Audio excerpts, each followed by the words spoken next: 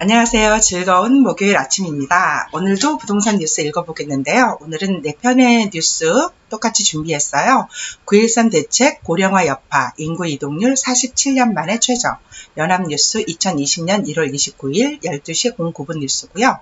집값 전망 CSI 10개월 만에 하락, 12.16 대책 영향, 머니에스의 20년 1월 29일 8시 34분 뉴스, 그리고 우리 동네 뉴스인데 영등포예요. 영등포 격포제 매물 사라졌다. 파이낸셜 뉴스 20년 1월 27일에 나온 뉴스고요. 서울시 2022년 양재동에 AI 산업 육성 앵커시설 개관, 조선비지의 20년 1월 27일 뉴스, 이렇게 4편의 뉴스 읽어보도록 하겠습니다. 첫 번째 뉴스는 9.13 대책, 고령화 여파, 인구 이동률 47년 만에 최저. 작년 국내 이동인구, 수도권 3년째 순유입, 서울은 30년째 순유출. 세종 연합뉴스의 이율 기자입니다. 지난해 국내 읍면동 경계를 넘는 거주지 이동이 거의 반세기 만에 가장 뜸해졌다. 고령화 등에 따른 장기적인 감소 추세가 이어지는 가운데 9.13 대책 여파로 주택 매매가 감소한 영향으로 분석됐다.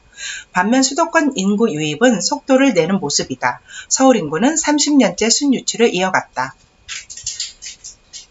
통계청이 29일 발표한 2019년 국내 인구 이동 통계를 보면 작년 인구 이동자 수는 전년보다 19만 3천 명, 2.6% 감소한 710만 4천 명이었다. 인구 이동률, 인구 100명당 이동자 수는 13.8%로 0.4포인트 하락, 1972년 11.0% 이후 47년 만에 가장 낮았다. 김진 통계청 인구 동향 과장은 이동 성향이 높은 연령대인 20대에서 30대 인구는 감소하는 추세인 반면 이동 성향이 낮은 60대 인구는 늘어나는 추세이고 경제 성장률이 둔화해 인구 이동률이 낮아지는 추세를 보이고 있다면서 전년에 대비해서 9.13 대책 등의 영향으로 주택 매매가 감소해 이동자 수가 줄었다고 말했다. 1990년대는 20%를 웃돌던 인구 이동률은 2000년대 중반 이후 뚜렷한 하락세를 나타내고 있다. 지난해 인구 이동 사유별로 보면 주택을 사유로 한 인구 이동자 수가 16만 3천 명 줄었다.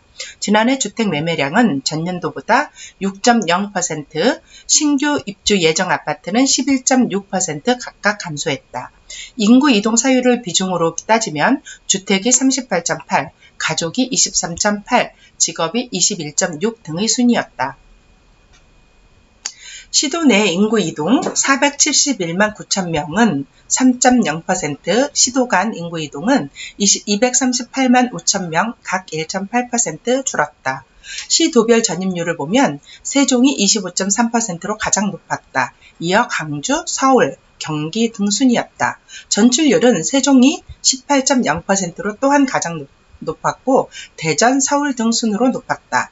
전입이 전출보다 많아 순유입이 발생한 시도는 경기 13만 5천 명, 세종, 제주, 충북, 강원 등의 5개였다. 경기, 세종, 제주, 충북은 전년도보다 순유입이 감소했다. 순유출이 발생한 시도는 서울이 마이너스 5만 명, 대구가 마이너스 2만 4천 명, 부산이 마이너스 2만 3천 명 등 12개 시도였다. 인구 대비 순이동자 비율은 순유입은 세종, 경기, 제주 순으로 높았고 순유출은 대전, 대구, 울산 순으로 높았다. 서울은 10대에서 20대 이외의 모든 연령층에서 순유출을 기록했다. 서울의 인구 유출은 1990년부터 30년간 단 한 해도 빠지지 않고 계속되고 있다. 서울 전입자의 50.9%는 경기에서 들어왔고 서울 전출자의 63.6%는 경기로 나갔다. 권역별로 보면 수도권은 8만 3천 명이 순유입됐다. 공공기관 지방 이전 요인이 줄어들며 2017년 1만 6천 명 순유입으로 전환한 뒤 2018년 6만 명에 이어 순유입의 규모가 더 커졌다. 지난해 12월 총 이동자 수는 64만 6천 명으로 1년 전보다 4.6% 늘었다. 인구 이동률은 14.8%로 1년 전 14.2%보다 0.6포인트 증가했다.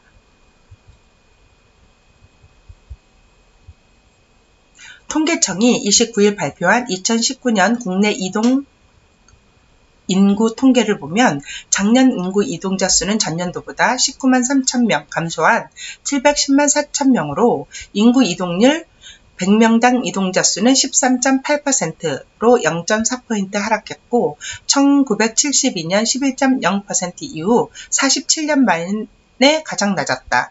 인구 대비 순 이동자 비율을 보면 순유입은 세종, 경기, 제주 순으로 높았고 순유출은 대전, 대구, 울산 순으로 높았다. 이상 연합뉴스였습니다.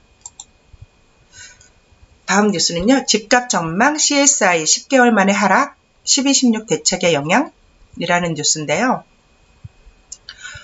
올 1월 주택가격 전망 소비자 동향지수가 10개월 만에 하락세로 전환했다. 지난해 정부의 12.16 부동산 대책 발표와 시행 이후 대출 규제, 세제 규제가 한층 강화된 영향으로 풀이된다. 한국은행이 29일 발표한 2020년 1월 소비자 동향 조사 결과에 따르면 이달 소비자 심리지수 CCSI는 한 달 전 대비 3.7포인트로 오른 104.2%를 나타냈다. 이 지수는 소비자의 체감 경기를 보여주는 지표로 지수가 100보다 높으면 소비자 심리가 장기 평균 대비 낙관점임을 뜻한다. 1년 후의 집값 변동 예상을 나타내는 주택가격 전망 소비자 동향지수는 정부의 주택시장 안정화 방안 시행 여파로 전월 대비 9포인트 떨어진 116을 기록했다. CSI가 100보다 크면 집값이 앞으로 오를 것으로 응답한 가구수가 떨어질 것으로 응답한 가구수보다 많다는 의미이다. 주택가격 전망 CSI는 지난해 3월 83까지 떨어졌다가 9개월 연속 상승세가 이어져 125까지 올랐다. 12.16 대책 이후 부동산 거래가 급감하면서 다시 내리는 것이다. 2018년 11월 13포인트 하락 이후 가장 큰 폭 감소다. 김노양 기자입니다. 다음 뉴스는 우리 동네 뉴스인데 옆 동네 영등포에 대한 뉴스입니다. 영등포 격포제 매물 사라졌다.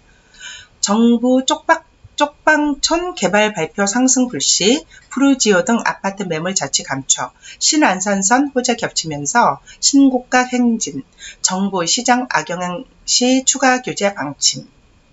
정부는 지난 20일 영등포 쪽방촌을 공공주택 사업을 통해 최고 40층 높이 약 1200가구 주상복합타운으로 탈바꿈하는 내용을 담은 영등포 쪽방촌 주거환경 개선 및 도시정비를 위한 공공주택 사업 추진 계획을 발표했다.